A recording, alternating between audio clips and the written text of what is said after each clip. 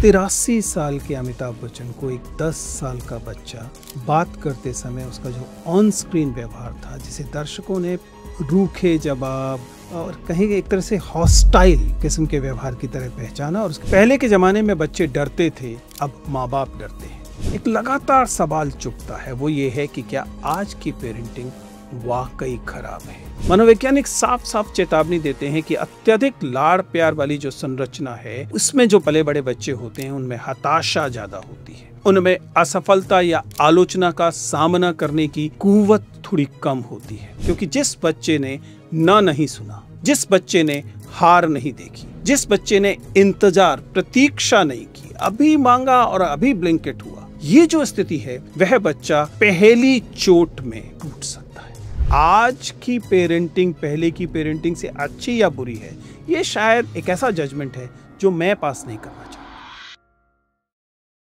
नमस्ते दोस्तों, please sit down में आपका स्वागत है। हाल ही में कौन बनेगा करोड़पति का 17th सीजन चल रहा है, जिसमें 83 साल के अमिताभ बच्चन को एक 10 साल का बच्चा बात करते समय उसका जो ऑन स्क्रीन व्यवहार था, जिसे दर्शकों ने रूखे जवाब और कहीं एक तरह से हॉस्टाइल किस्म के व्यवहार की तरह पहचाना। और उसके बाद पूरे इंटरनेट पर इसकी चर्चा चल रही है और एक नई डिबेट को जन्म दिया है कि आखिर आज के जमाने में पेरेंटिंग कैसी होनी चाहिए। जाहिर है कि एक 10 साल का बच्चे का जो व्यवहार है, उसके लिए आप केवल उसे तो दोषी मान नहीं सकते, तो पूरा इंटरनेट, पूरा समाचार जगत जो है इसके लिए पेरेंटिंग को दोषी मान रहा है। एक 10 साल का बच्चा है जो एक ऐसे माहौल में बड़ा हो रहा है जहां हर कोई हर वक्त उसकी हर इच्छा पूरे करने के लिए तैयार रहता है। वो बच्चा अपनी दादी की बात काटते हुए कहता है कि मुझे मत बताओ क्या करना है। अब ऐसे में आप क्या महसूस करते हैं? यह सिर्फ बदतमीजी नहीं है, यह शायद एक बड़ी समस्या है, परवरिश की समस्या है। पहले के जमाने में बच्चे डरते थे,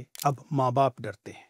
पहले गलती पर डांट पड़ती थी और अब डांट पर गिल्ट आता है। अगर आप अपने बच्चे को डांट दें तो आपके अंदर अपराध बोध आता है। पहले बच्चों से कहा जाता था ज्यादा मत बोलो, अब बच्चों से कहा जाता है कि प्लीज बात सुन लो। तो सवाल ये है कि आज की पेरेंटिंग खराब हो गई है या हम ही अपने पास्ट की पेरेंटिंग में जो चाइल्ड अब्यूज शामिल था उसे ही डिसिप्लिन कहकर ग्लोरीफाई करने की कोशिश कर रहे हैं। क्या पहले के वक्त में बच्चों को कैरेक्टर उसे बेहतर ढंग से सिखाया जाता था, या आपको लगता है कि आज के बच्चे ही ज्यादा बिगड़ गए हैं? आज की पीढ़ी क्या सच में बहुत पैम्पर्ड है या सच कुछ और ही है? कहीं ऐसा तो नहीं है कि हम आपस में खुद अपनी पीढ़ी, मेरी पीढ़ी, अब पेरेंट्स की पीढ़ी जो है, वह अपने जो अतीत में उनके साथ जो हो रहा था, हुआ था, वह उसे जस्टिफाई करने की कोशिश कर रही है, वह उसे ग्लोरीफाई करने की कोशिश कर रही है। आखिर सच है क्या? चलिए इसे समझने की कोशिश करते हैं।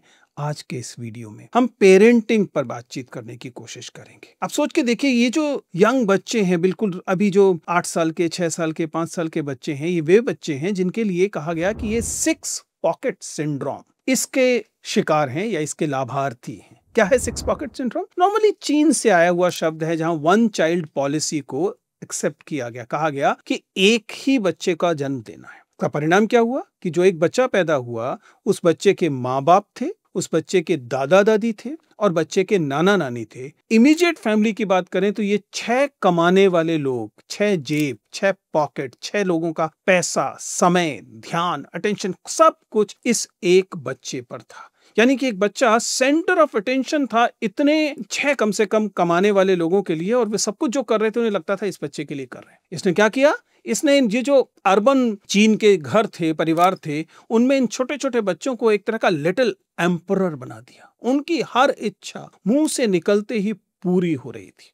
और कहानी यहीं खत्म नहीं हो रही। ये जो नए सोशोलॉजिकल कॉन्सेप्ट्स हैं, जैसे 6 पॉकेट सिंड्रोम की हमने बात की, इसी तरह से जब करियर के कारण हम लोग अपने बच्चे पैदा करने, परिवार बनाने, परिवार को व्यवस्थित करने को लगातार लेट करते हैं, लेट पेरेंटिंग की स्थिति आती है। या फिर ऐसी दूसरी स्थिति आती है जिसमें कि शादी कर ली गई है लेकिन हमारी करियर के दबाव इतने हैं कि बच्चे पैदा नहीं किए जा रहे हैं, जिसे डिंक कहा जाता है, डबल इनकम नो किड्स। दोनों पेरेंट्स यानी माता पिता दोनों काम कर रहे हैं। माता पिता तो खैर वो बने ही नहीं है, लेकिन वो जो युगल है वह बच्चे पैदा करने को अवॉइड कर रहा है। या फिर सिंक, जिसमें कहा गया कि सिंगल ही पेरेंट इनकम है लेकिन वो बच्चे नहीं पैदा करने चाह रहे हैं। इससे इस तरह के जो ट्रेंड्स हैं, डिंग ट्रेंड है, सिंक का ट्रेंड है, सिक पॉकेट का ट्रेंड है, इसने पेरेंटिंग की परिभाषा ही बदल डाली है। ये एक ऐसी स्थिति है जिसमें या तो बच्चों को पर बहुत ज्यादा ध्यान दिया जा रहा है, या बच्चे बहुत देरी से आ रहे हैं तो माँ बाप और बच्चों के बीच में जो अंतराल होना चाहिए वो बहुत ज्यादा हो गया है। पेरेंट्स हैं वो बहुत सीनियर, लगभग 40 की उम्र के बाद पहुंचने के बाद पेरेंट बन रहे हैं, लेट 30s में बन रहे हैं, और उनकी फिर जो एक्सपेक्टेशंस हैं अपने बच्चों को लेकर वो अलग तरह की। एक लगातार सवाल चुभता है, वो ये है कि क्या आज की पेरेंटिंग वाकई खराब है, या फिर बीते जमाने की जो हिंसक पेरेंटिंग थी। आप मेरी उम्र के किसी व्यक्ति को पकड़ के पूछिए, वो आपको बताएगा कि उसके माता पिता उसकी पिटाई करते थे। पिटाई करना एक नॉर्मल स्थिति थी हमारे युग की पेरेंटिंग में, जिसे डिसिप्लिन करना कहा जाता था। पहले के वक्त में लगातार ये जो पिटाई थी ये अनुशासन मानी जाती थी, और चूंकि आजकल पिटाई को बुरा माना जाता है, बुरा कहा जाता है, चाइल्ड एब्यूज कहा जाता है, इसलिए आजकल इसे अत्याचार कहा जाता है। तो सच्चाई क्या है? पहले वाली स्थिति बेहतर थी या आज की स्थिति बेहतर है? देखिए, सीधा सीधा कोई निष्कर्ष देना तो ठीक नहीं है, लेकिन इतना समझिए कि पिछला समय अलग था और आज का समय अलग था। यह सोशियोलॉजिकल कॉन्सेप्ट है। पेरेंटिंग एक सोशियोलॉजिकल कॉन्सेप्ट है। पेरेंटिंग को आप केवल बायोलॉजिकल कॉन्सेप्ट मानेंगे तो ये जेंडर को समझने की वाली गलती होगी। जेंडर को बार बार कहा जाता है, जेंडर कोई बायोलॉजिकल कॉन्सेप्ट नहीं है, वो एक सोशियोलॉजिकल कॉन्सेप्ट है। इसी तरह से पेरेंटिंग भी एक सोशियोलॉजिकल कॉन्सेप्ट है। एक समय में पूरा समाज बच्चे को पालता था, इसलिए बच्चे के माँ बाप की जो जिम्मेदारियां थी रिलेटिवली कम थी और पूरा समाज उस पर नजर रखता था। आज की स्थितियां एकदम भिन्न है। पालन पोषण मुश्किल हो रहा है। आज जितनी जटिल परिस्थितियां हैं उतनी जटिल परिस्थितियां पहले नहीं थी। भारत में तमाम लोग, शिक्षाविद, मनोवैज्ञानिक, अभिभावक, एक तरह से एक कॉम्प्लेक्स सिचुएशन में हैं, और यही वह स्थिति है जिसने की ये नई स्थितियां पैदा की हैं, जिनमें बच्चों के व्यवहार हम लोगों को समझ नहीं आ रहे हैं। पेरेंटिंग तेजी से बदली है, आर्थिक सामाजिक बदलाव तेजी से हुए। 91 के बाद आप देखते हैं जब फ्री इकॉनमी आती है, उसके बाद हमारी जो समाज की जो आर्थिक स्थितियां हैं वो तेजी से बदलती हैं। करियर डिले देखने को मिलते हैं, ग्लोबल मोबिलिटी देखने को मिलती है, लेट मैरिजेस देखने को मिलती हैं, लेट चाइल्ड बर्थ देखने को मिलता है। ये वो परिस्थितियां हैं जिन परिस्थितियों के कारण अच्छे पेरेंट बनने की एक तरह की होड़ दिखाई देती है। आपके पास एक बच्चा है जो आपके अनुसार एक प्रोजेक्ट है। आपको, जैसे आपने करियर में बहुत अच्छा किया और सारी दुनिया को दिखाया कि आपने करियर में अच्छा किया है, आप दिखने में खूबसूरत हुए तो आपने पूरी दुनिया को दिखाया कि आप दिखने में खूबसूरत हैं। ऐसे ही जब आप पेरेंट बने तो आपको ये प्रोजेक्ट की तरह लगता है कि आप सारी दुनिया को दिखाएं कि आप सबसे अच्छे पेरेंट हैं। और ऐसा करने में you end up doing a parenting which is problematizing today. उसे आज दोबारा से देखने की जरूरत है, क्योंकि जब हो क्या रहा है कि अगर आप पूरे ध्यान से देखें तो जिन बच्चों का हम पालन पोषण कर रहे हैं वो ऑब्वियसली हमारा भविष्य है, लेकिन हम उन्हें किस तरीके से देख रहे हैं। जब वो एडल्टहुड में पहुंचेंगे तो क्या उनके अंदर रेजिलियंस होगा, क्या उनकी कोपिंग स्किल्स अच्छी होंगी, या फिर वो भरे होंगे एंटाइटलमेंट से क्योंकि उन्होंने अब तक जो चाहा था उन्हें तत्काल मिला था। क्या उनके अंदर वो मॉरल कंपास होगा, मॉरल वैल्यूज होंगी जिनकी आप एक्सपेक्टेशन करते हैं अपने बच्चों में। अब वे बच्चे क्या इस बात के लिए तैयार भी होंगे कि वो नो सुन सके?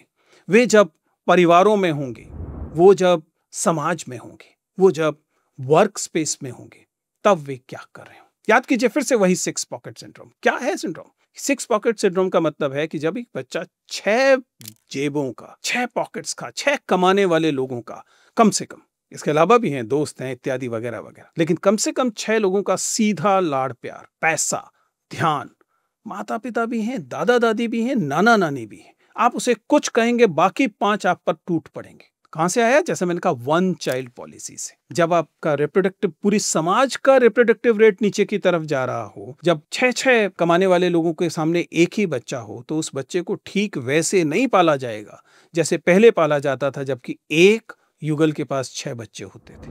अब 3 युगलों के पास एक बच्चा है। ये कामकाजी माता पिता, कामकाजी दादा दादी, कामकाजी नाना नानी, ये खुद ही अपने अपराध बोध से भरे हुए हैं। इन्हें लगातार लगता है, हमने पहले भी इस पर बात की है, इन्हें लगातार वो केयर गिवर्स गिल्ट रहता है। इनको लगातार यह रहता है कि चूंकि वे अपने करियर का ध्यान रख रहे हैं, करियर में बिजी होते हैं, इस कारण वे अपने बेटे को या बेटी को, नाती को या देवते को ध्यान नहीं दे पा रहे हैं। तो क्या कर सकते हैं? चलो उसे और कुछ खरीद कर दे देते हैं।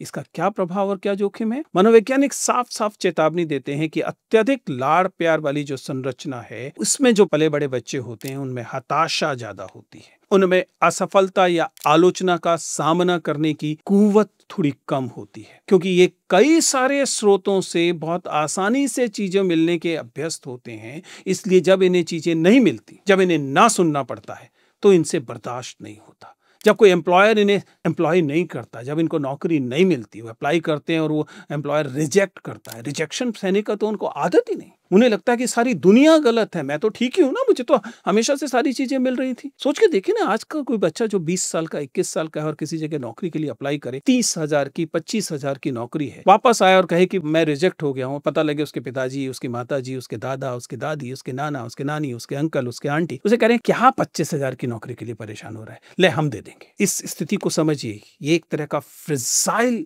इमोशनल एंटिटी तैयार हुआ बच्चा है, जिसके अंदर वह स्थिरता का अभाव है जो असफलताओं को सह सके। और ये मुझे अक्सर जो याद आता है वो ऐसे, जैसे कि सोचिए ना, ऐसा पौधा जो ग्रीन हाउस में उगाया जाए, जिसने बाहर की हवा, पानी, किसी चीज का सामना कभी नहीं किया है, उसे निकाल कर आप बाहर रखेंगे तो एक पहली आंधी में, पहली तेज बरसात में वह मुरझा जाएगा, परेशान हो जाएगा। कुछ माता पिता कहते हैं कि हम तो बस वो दे रहे हैं जो हमें नहीं मिला था, क्योंकि हम जब बच्चे थे तो हमें जो जो चीजें नहीं मिलती थी, हमारी बड़ी इच्छा होती थी कि हमारे पास एक बैटरी से चलने वाली कार हो, हमारे पास नहीं मिल पाई, इसलिए इस नए बच्चे के पास 10 बैटरी से चलने वाली कारों की लाइन लगा दी गई। ये प्यार नहीं है। और ये, इस बात को यकीन कीजिए, जो चीज आपको नहीं मिली थी, भौतिक चीज, वह चीज आप अपने बच्चे को दें, इससे आपके का जो ईगो है वो शायद शांत हो जाए। एसेंशियली बच्चे के लिए फायदेमंद होगा ये नहीं है, क्योंकि जिस बच्चे ने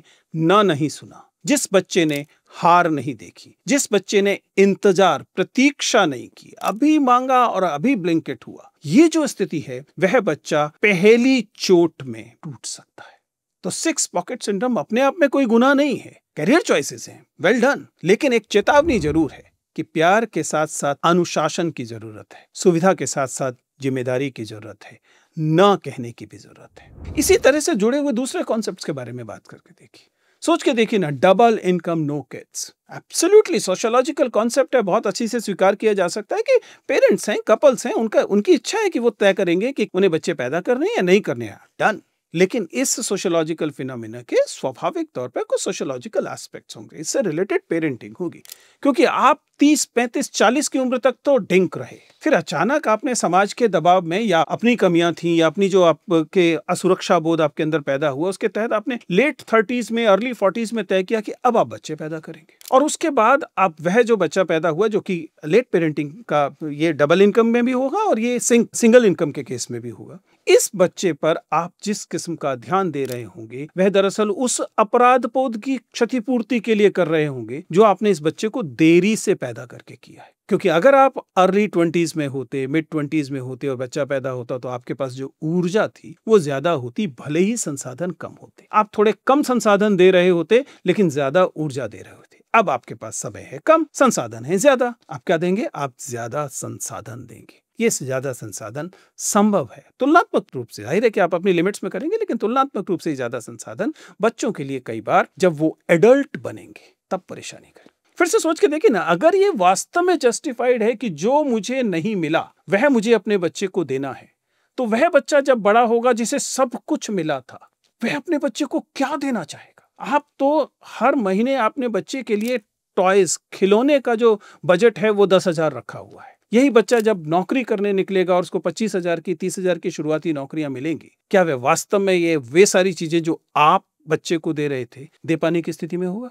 और अगर नहीं दे पाने की स्थिति में होगा, तब उसके मानस पर क्या प्रभाव पड़ रहा होगा? इस पर ध्यान रखिएगा। करियर इंपॉर्टेंट है, परिवार इंपॉर्टेंट है या नहीं इंपॉर्टेंट है, इस पर हम लोगों ने लंबी चर्चा की है। It has to be your choice. लेकिन परिवार की जो संरचना है उसे समझे बिना जब आप अपनी पेरेंटिंग तय करने की कोशिश करते हैं, तब थोड़ी सी दिक्कत इसमें आती है। क्योंकि ये समझिए कि एकल संतान और अनेक देखभाल करने वाले वयस्क की स्थिति जो है वह कई बार स्थितियों को बुरा बना देती है। इसका परिवार और समाज पर क्या प्रभाव पड़ेगा, ये शायद समाजशास्त्रियों को देखना चाहिए। समाजशास्त्री देखने की कोशिश भी कर रहे हैं। क्योंकि जैसे-जैसे हम न्यूक्लियर फैमिली में पहुँचे थे, जॉइंट फैमिली से न्यूक्लियर फैमिली पहुँचे थे, पिछली पीढ़ी की बात कर रहा हूँ, वे जब प्रवासन हुआ और हमारे पेरेंट्स अपने गाँवों से निकले और शहर में आकर बसे, इससे पहले उनकी आदत जॉइंट फैमिली की थी, उसकी जगह पर वो न्यूक्लियर फैमिलीज़ में पहुँचे, तब भी समाज ने बड़े बदलाव पेरेंटिंग को लेकर देखे थे। लेकिन अब जब हम बहुत छोटे परिवारों की तरफ जा रहे हैं, डिंक सिंक की तरफ जा रहे हैं, सिक्स पॉकेट सिंड्रोम की तरफ जा रहे हैं, तो इससे भी समाजशास्त्रीय बदलाव परिवार में बहुत ज़्यादा बढ़े। क्या हम वास्तव में ऐसा कर सकते हैं कि घड़ी की दिशा को उल्टा घुमा दें? ज़ाहिर है कि नहीं हो सकता। क्या ये सोचा जा सकता है कि अब फिर से ऐसे परिवार होने शुरू हो जाएँ जिनमें कि 4-4, 5-5 बच्चे होंगे? मुश्किल है, क्योंकि यह एक आर्थिक संरचना है जिससे पैदा हुई सामाजिक संरचना वर्तमान परिवार है। हमें क्या बदलना पड़ेगा? हमें अपनी पेरेंटिंग को बदलना पड़ेगा। हमें अपनी पेरेंटिंग को ज़्यादा संवेदनशील बनाना पड़ेगा। आपका बच्चा आपका प्रोजेक्ट नहीं है, वो एक मुकम्मल इंसान है। उसे वयस्क होने के बाद अपनी स्वतंत्र ज़िंदगी जीनी है। वह आपके भरोसे पूरी ज़िंदगी नहीं जीने वाला है, नहीं जीना चाहिए। इसलिए ये कहना कि आज की पेरेंटिंग पहले की पेरेंटिंग से अच्छी या बुरी है, ये शायद एक ऐसा जजमेंट है जो मैं पास नहीं करना चाहूँगा। मैं जानता हूँ कि आसपास की जो सामाजिक स्थितियाँ होती हैं, आर्थिक स्थितियाँ होती हैं, वही तय करती हैं कि क्या पेरेंटिंग होगी। लेकिन इतना ज़रूर है कि आप अपने बच्चों को प्लीज़ फेलियर्स के लिए तैयार कीजिए। ये बच्चे जब कॉम्पिटिटिव एग्जामिनेशंस के लिए आते हैं, ये बच्चे जो तमाम किस्म की प्रतियोगिताओं के लिए आते हैं और उसमें असफल होते हैं, तब इनके पास असफलता को सहने का बूता आपने पहले से तैयार किया है कि कहीं ये बच्चे वही तो नहीं है जो एकदम प्ले स्कूल में भी जाते थे तो उनको हर एक चीज पर ट्रॉफी चाहिए थी, पार्टिसिपेट करने पर भी ट्रॉफी मिलेगी और वो 3 लोगों में थर्ड आने पर भी ट्रॉफी मिलेगी। कहीं हमने ये जो ट्रॉफियां दे देकर बच्चों को हार के लिए, ऐसा तो नहीं कि उनकी तैयार होने की संभावना को ही समाप्त कर दिया है। अब फिर उसी कॉर्पोरल पनिशमेंट पर थोड़ी सी बात करते हैं। एक समय था जब शारीरिक दंड देना पालन पोषण का तरीका था। हम उन स्कूलों से पढ़े हैं जिन स्कूलों में हेडमास्टर के पास सबसे अच्छी बेंत का डंडा होता था और बाकी क्लास टीचर्स के पास दूसरे डंडे होते थे। उस समय इसको पालन पोषण का तरीका मान लिया जाता था, इसलिए पालन पोषण अथॉरिटेरियन था। फादर का घर में घुसना, पिताजी घर में घुसते थे और घर शांत हो जाता था। स्वाभाविक था उस समय। ये परिवार थे जिसमें कि भाई बहन बहुत सारे हैं, संसाधन सीमित हैं, आपस में लड़ झगड़ रहे हैं, लगातार हिंसा या मारपीट या इमोशनल तरीके से दबाव में आना, ये सामान्य था उस समय के परिवारों में। आधुनिक समय में यह संभव नहीं है। हम ज्यादा सभ्य समाज बने हैं। ज्यादा सभ्य समाज में हिंसा एक केंद्रीय भूमिका में नहीं हो सकती। ध्यान रखिएगा, ये वही हिंसक पेरेंटिंग से पले हुए बच्चे हैं जो आज वयस्क हैं और बड़े बड़े ओहदों पर हैं।